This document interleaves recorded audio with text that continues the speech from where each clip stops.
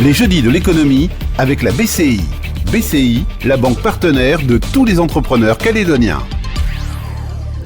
Bonjour, bienvenue dans ce numéro des jeudis de l'économie consacré à la réduction de la facture d'électricité, une piste d'économie pour les entreprises.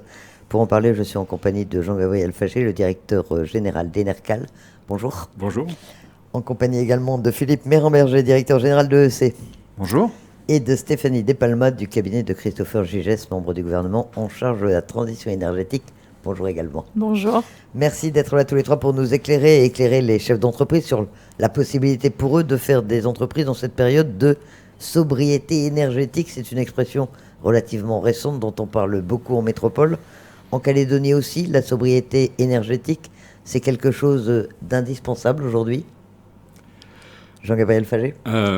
Oui, on doit effectivement le mettre en tête de nos priorités pour une première bonne raison, c'est que le monde occidental est rentré dans une crise énergétique.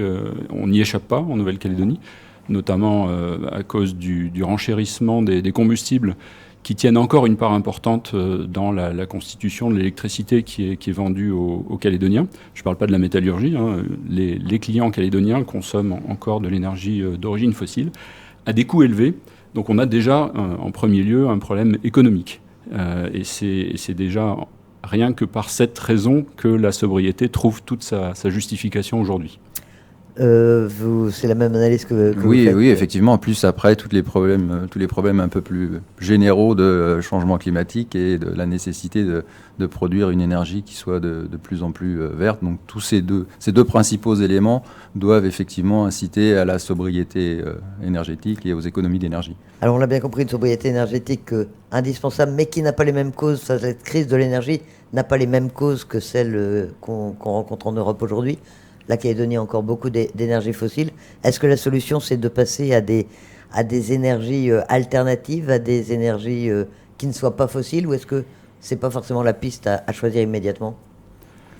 Dans tous les cas, on a une exigence qui a été dictée par la Nouvelle-Calédonie, par le Congrès à travers son schéma de transition énergétique, qui est de progressivement substituer aux énergies renouvelables aux énergies fossiles historiques des énergies renouvelables. Donc ça, c'est un mouvement qui est en cours, qui se déroule à très bon rythme, donc on ne peut que s'en réjouir, mais il faut, je pense, bien dissocier dans nos esprits la façon dont on produit l'électricité et puis les consommations. Et bien là, nous, on veut mettre l'accent, plus particulièrement, notamment à travers cette émission, sur la nécessité de réduire les consommations, puisque dans tous les cas, produire de l'électricité, l'acheminer, reste onéreux, que ce soit d'ailleurs avec des énergies fossiles ou des énergies renouvelables. Et donc, il y a de toute façon, dans tous les cas, quelle que soit l'origine de l'électricité, cet objectif prioritaire de moins consommer. Alors, Stéphanie Despalma, que dit le gouvernement, que disent les pouvoirs publics sur cette nécessité de sobriété énergétique ? Est-ce qu'il y a une volonté également de diminuer la consommation, ou est-ce que c'est le choix de l'énergie renouvelable qui prend le dessus dans cette problématique ? Alors c'est un peu des deux, effectivement, et donc dans son schéma de transition et notamment la révision de son schéma de transition énergétique, ça c'est les objectifs et les ambitions que se fixe en fait la révision du schéma, que ce soit sur le pilier 3 par exemple, qui est de réduire en fait d'améliorer la performance énergétique, réduire les émissions. Et ça, c'est vrai en fait sur les entreprises calédoniennes, ou que ce soit sur le pilier 1 qui est aussi de produire sur la métallurgie plus verte. Donc effectivement, c'est un peu sur les deux. Là, on est en tout cas aujourd'hui, on se concentre sur la réduction des consommations en fait sur une cible entreprise calédonienne et de voir comment est-ce qu'on peut appliquer la sobriété énergétique en fait sur ce public particulier. Le gouvernement travaille pour leur donner les moyens d'agir. Et notamment, ça passe par les accompagner à favoriser l'installation photovoltaïque en toiture, quand c'est possible, évidemment. Et ce sera forcément une source d'économie énergétique pour tous les Calédoniens. Oui, pour tous les Calédoniens, mais c'est aussi, en termes d'économie, une source de compétitivité de nos entreprises, pour qu'elles soient plus efficientes, plus compétitives, et donc derrière, qu'elles puissent être plus performantes. Et donc ça, ce sera au bénéfice, effectivement, de tous les Calédoniens. Philippe Méran-Berger, ces économies d'énergie, cette sobriété énergétique concernent les entreprises, mais aussi les particuliers, où vraiment la volonté aujourd'hui, c'est surtout de cibler sur les entreprises qui sont plus grosses consommatrices? Alors effectivement, ça concerne tout le monde, à la fois nos clients domestiques et nos clients industriels.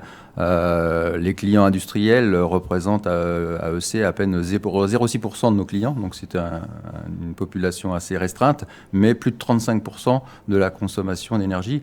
Donc c'est effectivement une cible qu'il faut pouvoir adresser dans le cadre de ces ambitions de réduction de sobriété et de réduction de la consommation. Et effectivement, il faut jouer sur les deux volets, la nécessité de sobriété, parce qu'il y a encore du potentiel de gain. Et donc là, c'est des diagnostics qu'on peut faire pour les clients, et la possibilité d'offrir pour ces clients des outils qui ont été mis en œuvre par le gouvernement d'installation de photovoltaïque pour diminuer leur consommation. Et en attendant, à l'attention des entreprises, quels sont les conseils que vous donnez et comment vous procédez pour les convaincre? Alors les convaincre, ça doit être le biais de l'économie, effectivement, elles y ont intérêt, mais comment est-ce qu'elles peuvent faire pour économiser cette consommation? Déjà, les premières actions qu'on a à l'attention de tous nos professionnels, les gros qui sont effectivement très peu nombreux, mais il y a beaucoup d'autres petits professionnels qui sont aussi très concernés par leur prix de revient, donc par le coût de l'énergie en amont. Déjà, on leur apporte de l'information à travers des diagnostics, en amont des diagnostics, plutôt des audits, en fait, simplement de comparaison de leur consommation pour voir s'il y a des anomalies. Donc, amener de l'information au client final, c'est déjà lui faire prendre conscience qu'il y a potentiellement des gisements d'économie. Ensuite, on peut rentrer, notamment pour ceux qui ont des process un peu plus élaborés, dans des diagnostics techniques qui sont forcément plus lourds, mais qui sont assez largement accompagnés par la collectivité. Ça fait plusieurs années qu'il y a des actions de soutien. Le but, à la fin, étant d'identifier quel investissement a un retour sur investissement court qui justifie qu'on remplace une machine, qu'on modifie un process, qu'on se remette en question, mais avec toujours une vision très économique. Si le retour sur investissement est court, le chef d'entreprise va évidemment pouvoir l'envisager. Ça se déroule comment, ce diagnostic? C'est les chefs d'entreprise eux-mêmes qui le demandent? C'est une proposition que vous faites l'un ou l'autre, Enercal ou EEC? Et qui sont les personnes habilitées à établir ce diagnostic? En fait, c'est des discussions qu'on a avec nos clients grands comptes. On a une équipe de 4 personnes à EC qui rencontre tous les ans l'ensemble de nos clients grands comptes et on fait un point sur leur consommation, on adapte leur puissance souscrite à leurs besoins et effectivement, on est amené à leur proposer des audits énergétiques. Alors nous, on fait des pré-diagnostics sur la base du suivi de leur consommation et après, si ils souhaitent et si on arrive à les convaincre d'aller plus loin, ils passent par des entreprises spécialisées qui réalisent ces diagnostics en profondeur. C'est souvent très spécialisé parce que il faut connaître les process.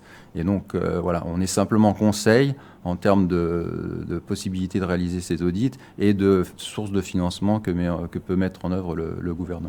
Et en général, vos conseils sont suivis? C'est-à-dire, vous avez déjà assisté à des entreprises qui ont renouvelé une partie de leur matériel pour pouvoir effectivement économiser?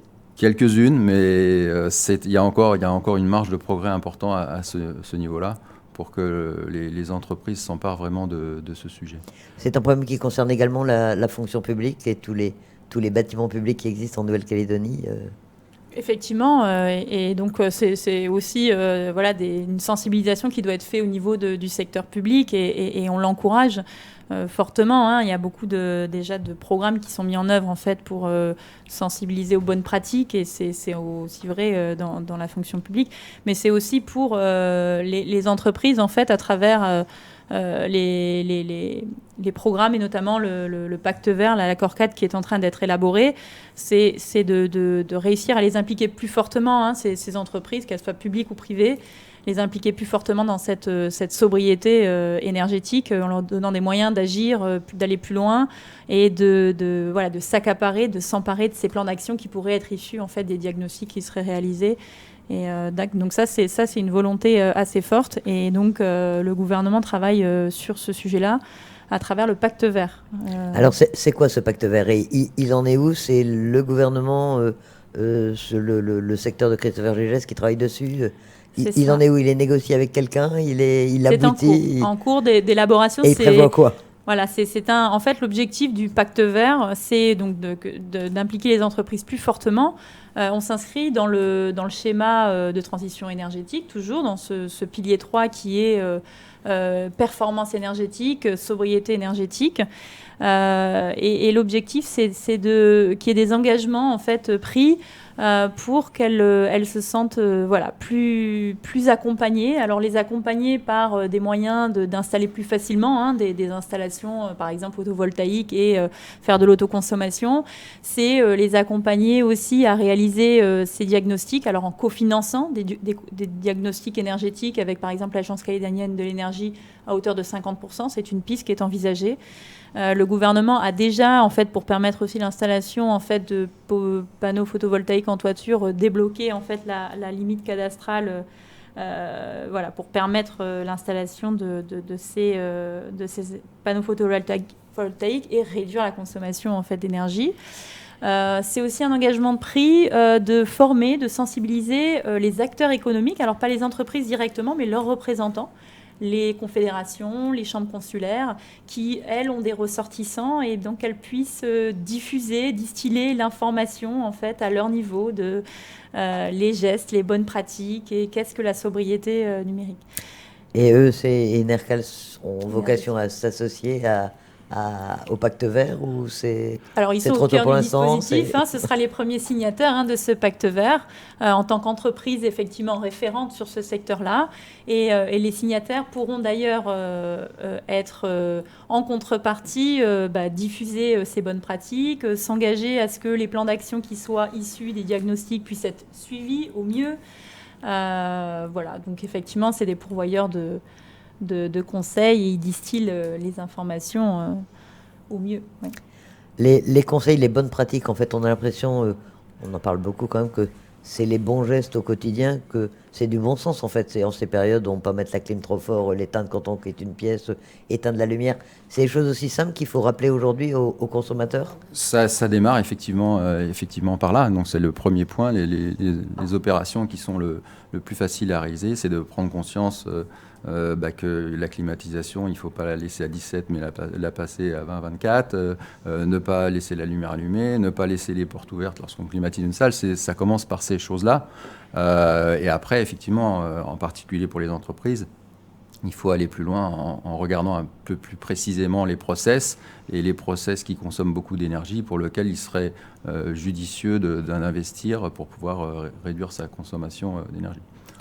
Il faut dire quand même que pour les clients professionnels, les choses sont quand même engagées. Il y a encore une marge de manœuvre, on peut faire mieux, mais si on prend sur les 5 dernières années, la consommation moyenne de nos clients professionnels, de nos clients industriels, a diminué de 20%. Donc il y a quand même malgré tout des choses qui se font de plus en plus, mais on peut encore aller plus loin. Jean-Gabriel Faget, vous avez la même observation. Vous avez constaté également une diminution de la consommation ? Absolument, dans toutes les décisions d'investissement que l'on voit passer, sur lesquelles parfois on apporte des conseils, il y a cette préoccupation désormais de se dire ça va mieux marcher, je vais produire plus, mais est-ce que je vais consommer moins ? Donc oui, il y a des démarches. Tous les investissements récents ont été faits sur la base aussi de critères de moindre consommation. Et tant mieux.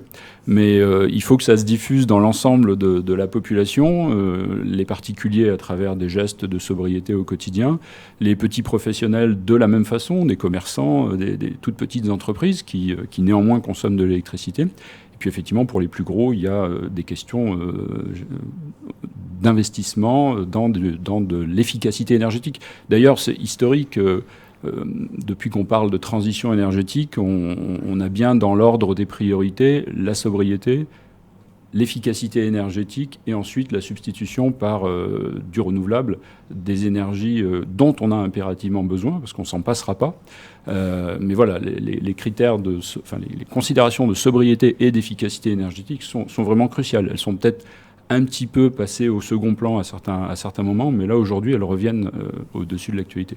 Les motivations, elles sont essentiellement écologiques, on va dire protection de la planète, réaction face au changement climatique, ou est-ce essentiellement économique aujourd'hui avec la hausse du coût de l'énergie ? Qu'est-ce que vous sentez comme sensibilisation chez vos clients notamment Je pense dans que les entreprises. c'est malgré tout en premier lieu un besoin économique. C'est vrai que ça répond à une contrainte économique, mais on voit de plus en plus des entreprises qui souhaitent produire des équipements de plus en plus verts et donc faire en sorte que leur énergie soit verte et plutôt que produite par des groupes qui fonctionnent au charbon. Donc les deux. La motivation économique est clairement le premier levier pour nos clients professionnels et j'allais dire c'est presque normal. Baisse de la consommation, vous disiez, mais on a l'impression que ça vous arrange pas finalement, notamment Enercal, si vous voyez la consommation d'électricité baisser en Nouvelle-Calédonie, ça va pas arranger votre situation. C'est une très bonne question. Alors d'abord, il faut dire qu'on évolue, Enercal et EEC, en tant que distributeur, dans un environnement qui est régulé par la Nouvelle-Calédonie. Et le modèle qui nous rémunère sur ces activités, il remonte à une dizaine d'années. Et il a posé comme condition finalement de départ que nos rémunérations pour le travail qu'on fait au quotidien, pour les investissements qu'on réalise dans les réseaux, ne soient pas liées aux ventes. Autrement dit, on est dans un commerce particulier pour lequel notre rémunération n'est pas liée au volume de nos ventes. Et ça, c'est extrêmement important. On n'est pas incité à vendre plus, au contraire. Et le au contraire, là, effectivement, il touche à la conjoncture actuelle où ce modèle est déficitaire. Aujourd'hui, le produit des factures ne couvre pas tout ce que coûte la production, le transport et la distribution pour l'ensemble des Calédoniens. Et donc, effectivement, aujourd'hui, on est doublement intéressé à ne pas consommer plus. D'abord parce que ça ne nous rémunère pas davantage. Et ensuite parce que tous les kilowattheures aujourd'hui qui sont consommés sont des kilowattheures qui creusent un peu plus le déficit, puisqu'aujourd'hui, et c'est particulièrement vrai depuis une petite année, depuis le début de la crise ukrainienne, tous les kilowattheures produits sont des kilowattheures vendus à perte. Donc il y a une sensibilisation majeure qui doit être faite. J'avais produit une tribune publiée dans les nouvelles au mois de septembre sur ce sujet, parce que le problème est d'ampleur et on sentait qu'il fallait une prise de conscience. On doit travailler sur les économies d'énergie pour ces deux bonnes raisons. Faire des économies de ressources fossiles pour la planète, mais surtout faire des économies pour la Calédonie. Aujourd'hui, acheter des combustibles à l'extérieur pour produire de l'électricité, c'est plus de 10 milliards de francs qui sortent de Calédonie, qui sont perdus pour la Calédonie. Donc il y a vraiment des gros enjeux économiques et on n'est pas du tout incité à ce que nos clients consomment. Au contraire, ça nous motive de les amener à moins consommer parce que notre modèle de rémunération est basé là-dessus. Vous faites la même analyse oui, tout à fait. Oui. C'est un point essentiel parce que c'est souvent un peu contre-intuitif de se dire mais pourquoi Enercal EEC s'amuse à faire baisser la consommation de notre énergie. Et c'est comme l'a rappelé Jean-Gabriel, notre rémunération est complètement décorrélée de la vente d'énergie. Et donc, on a tout intérêt, effectivement, tout intérêt à faire des économies à nos clients pour les raisons qui ont été évoquées, et aussi parce que dans nos contrats de concession qu'on a avec nos communes, on a cette obligation de favoriser le conseil et de favoriser la diminution de consommation d'énergie de nos clients. Et cette hausse du coût de l'énergie, vous la voyez comment dans les prochains mois, dans les prochaines semaines? On a un peu de visibilité quand même sur ce qui va se passer ou cette crise énergétique va continuer encore On l'a subi de plein fouet depuis un peu plus de 6 mois, puisque notre système, étant donné qu'on est un peu éloigné de nos sources d'approvisionnement, il a un peu d'inertie. Donc, il y a un décalage. Il y a un décalage de quelques mois, mais on est en plein dedans. Et aujourd'hui, on constate pas, on n'a pas de perspective de baisse à court terme. On est plutôt sur des hypothèses que le renchérissement des combustibles dure encore plusieurs années, probablement au moins 2 ans. Donc c'est des échéances malheureusement avec lesquelles il faut qu'on vive parce qu'elles sont assez lointaines. Donc les Calédoniens doivent s'attendre à... Ils vont peut-être faire des économies, mais le prix de l'énergie va continuer à augmenter. A priori, le prix de l'énergie devrait continuer à augmenter, d'autant plus qu'il y a désormais une formule qui est contractuelle et qui est mécanique d'augmentation du prix du kilowattheure tant qu'on n'arrive pas à l'équilibre du système. Donc mécaniquement, il devrait normalement continuer à augmenter. Oui, ça c'est une responsabilité qui incombe donc aux autorités de la Nouvelle-Calédonie, au gouvernement notamment. On fait passer le message que l'énergie électrique est durablement chère. Mais on fait passer un deuxième message plus positif, que le consommateur, qu'il soit particulier, petit professionnel, gros professionnel, a des leviers d'action pour partiellement, voire dans certains cas totalement, compenser ces augmentations par des réductions de consommation. puisque la facture, c'est la multiplication d'un tarif par une consommation. Donc on peut agir sur au moins un des deux facteurs de la multiplication, et il ne faut pas l'oublier. Un point malgré tout important à préciser, c'est que dans les cadres des augmentations tarifaires qui sont en cours, on a à peu près 40% de nos clients qui ne sont pas impactés par les augmentations. Seuls les clients ayant une puissance souscrite supérieure à 3,3 sont impactés par les augmentations de consommation. Et donc voilà, sur nos concessions, ça fait à peu près 40% de nos clients qui n'ont pas vu d'augmentation. Sur des zones plus rurales, vous prenez à Lifou, 85% de nos clients n'ont pas subi d'augmentation des tarifs. Donc il y a des augmentations, mais elles sont limitées en nombre pour les clients. Et ceux qui n'ont pas subi d'augmentation, est-ce que vous allez essayer de les inciter quand même à diminuer leur consommation ? Pareil, le message est universel et on le propose et on le diffuse à la fois pour nos clients qui consomment beaucoup comme pour nos clients qui consomment très peu, avec des dispositifs particuliers comme des compteurs après paiement qui leur permettent de mieux suivre leur consommation au jour le jour. Donc oui, c'est un problème général et tout le monde est concerné. Quand on parle de sobriété énergétique, notamment en métropole, on a vu un certain nombre d'initiatives prises par des municipalités de demander la fermeture, que soient éteints les commerces, les vitrines, que soit diminué, voire couper l'éclairage public à partir d'une certaine heure dans certains quartiers. Est-ce que c'est des conseils que vous pourriez donner également aux autorités publiques ici ou... Ce sont des demandes que nous font les communes. Elles y pensent évidemment. Elles pondèrent les questions de confort pour les administrés, voire de sentiment de sécurité que l'éclairage public peut procurer. Elles le pondèrent de questions très matérielles. On le disait, les finances des communes sont aussi des finances fortement sous contrainte. Donc oui, il y a des attentes des communes pour qu'on les accompagne sur l'éclairage public, sur les consommations des bâtiments publics en général, des écoles. Il y a des grosses démarches des collectivités qui sont de plus en plus accompagnées, hein, l'Agence calédonienne de l'énergie, les distributeurs, notamment à l'occasion des renouvellements des contrats de concession, amènent beaucoup d'innovation dans cette relation. Et oui, les communes sont sensibilisées. Mais il n'y a pas que l'éclairage public. Pour certaines, la facture d'adduction d'eau potable à travers, par exemple, ne serait-ce que les pompages ou les traitements sont des factures considérables. Donc là aussi, on essaye de leur apporter un conseil, du soutien technique souvent aussi, ou en tout cas la mise en relation avec des professionnels dont c'est le métier. Donc oui, les communes sont préoccupées et tant mieux. Du côté du gouvernement, on a vu récemment une aide européenne concernant la transition énergétique. Elle va être mise en œuvre et elle peut être utilisée également à faire peut-être cette communication, ces conseils aux entreprises, au grand public. Alors, elle le sera parce que cette aide, elle est historique hein, en termes de budget. C'est vrai qu'on parle d'un montant qui est historique pour la Nouvelle-Calédonie et qui vraiment inscrit aussi ce sujet de la transition énergétique parmi les priorités du territoire. Et donc, effectivement, on inscrira également en fait ces sujets de sobriété, d'incitation à la performance énergétique au cœur de ce plan qui est en train d'être rédigé finement pour que ces fonds soient utilisés du mieux possible. Quel conseil est-ce qu'on peut donner aux auditeurs qui soient particuliers, j'ai envie de dire, parce qu'il y en a beaucoup et ça les concerne aussi, et puis qui voient leur facture augmenter ou leur niveau de vie baisser, et aux chefs d'entreprise, ils doivent prendre contact avec vos entreprises pour avoir un diagnostic, pour avoir des conseils, pour avoir des aides?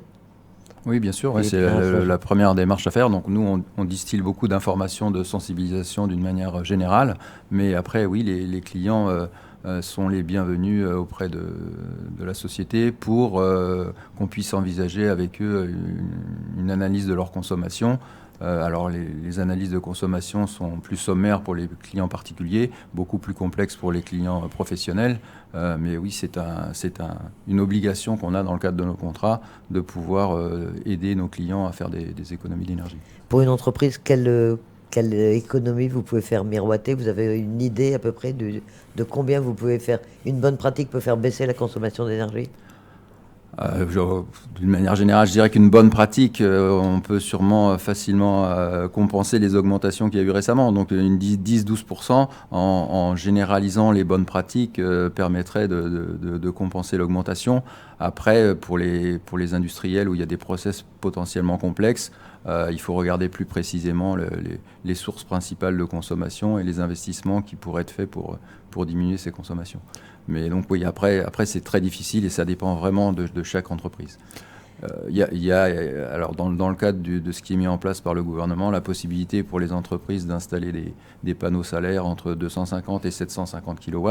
Et donc là, clairement, ça leur permet de diminuer leur consommation de 20 à 30% en fonction des configurations. Donc c'est aussi un levier important pour diminuer leur facture énergétique. C'est un investissement qui produit des résultats. Et c'est un investissement qui produit des résultats à court, plutôt moyen terme maintenant. Du côté d'Enercal, de la même manière, on est disponible auprès des entreprises qui souhaitent... C'est notre rôle, effectivement, de conseil. C'est structuré dans des démarches périodiques très proactives en direction des clients. Après, pour les clients résidentiels, dans notre jargon, donc nous tous qui consommons de l'électricité à la maison, il y a déjà une bonne pratique, c'est de s'abonner à notre page Facebook, parce qu'il y a énormément de conseils qui sont des conseils très pragmatiques concernant l'usage de l'électricité en général, qui ne sont pas moralisateurs, qui ne sont pas donneurs de leçons, qui éclairent sur ce qu'on peut faire pour économiser un peu l'électricité. Donc les réseaux sociaux, ça fonctionne bien. Notre page Facebook a du succès de ce point de vue. Voilà, donc il y a des initiatives qui ont été prises depuis plusieurs années en matière de sensibilisation du grand public, des consommateurs en général. Aujourd'hui, elles sont peut-être un peu plus ciblées vers ceux qui consomment le plus et qui sont le plus susceptibles d'être impactés par des changements dans la tarification. Donc je pense que c'est le message. Le grand public a évidemment beaucoup de rôle à jouer dans cette démarche collective. Et les professionnels vont aussi pouvoir progresser dans ce domaine. Une démarche accompagnée par le gouvernement, Stéphanie Palma. Vous voyez d'un bon œil ces efforts qui sont faits par les fournisseurs d'électricité pour faire diminuer la consommation? Oui, tout à fait, c'est essentiel. Ils sont au cœur, en fait, ils ont les clients, ils sont au cœur, en fait, de ce sujet. Et effectivement, c'est des pourvoyeurs d'informations qui sont essentielles. Donc on s'appuie beaucoup sur ces acteurs clés pour diffuser ces messages et donc aller plus loin, pouvoir atteindre aussi nos ambitions qui sont de réduire fortement les émissions de gaz à effet de serre d'ici 2035. Et donc on les remercie de nous accompagner dans cette démarche en fait globale. Eh bien, merci à tous les trois pour cet éclairage, pour ces conseils en tout cas de sobriété énergétique. C'est un effort collectif, on l'a bien compris, aussi bien des entreprises que des particuliers. Merci en tout cas d'avoir participé à ce jeudi de l'économie.